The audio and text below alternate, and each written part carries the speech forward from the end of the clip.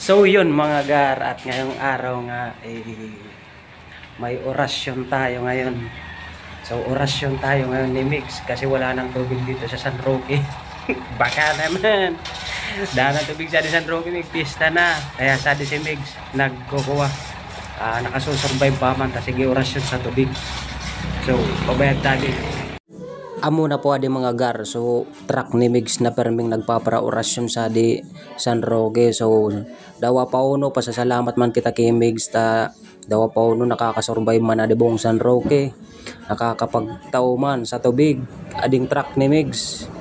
So dakulong tabang man adi tanguan talagang sa panahon ng uwan sa di San Roque talagang udang-uda talaga kami tubig, migsagop kintana kami nganod. Kaso adi nag-abot na mo sa truck ni Mix, talagang dakulong pasalamat adi ka na mo kadawol ka nagabang abot sa to sentro.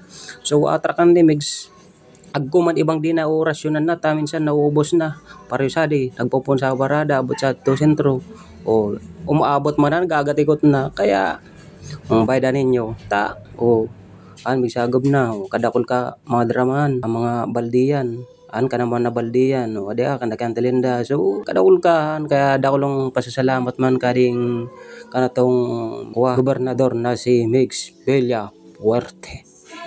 Okay, kung mababayad ninyo agpan mga apelyido kaning di talaga mauda o bayda di truck ni Mix lang dogkahan punan sa parada abot sa to sentro big orasyon sa tubig. Bayda na ninyo antigura nito ng raya na baga buong San Roque yan abutan sa do nababad ninyo.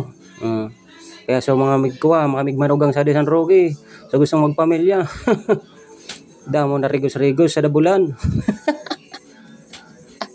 O kung nababayad man ninyo di sitwasyon ano na.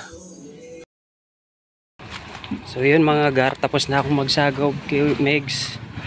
Dawa pa uno nakasagom man kami dakol sa Kausada Dram. O amo na yan mga gar, abot na sana sa video ko gar tayo nagpuputol-putol na bagadi ining ako.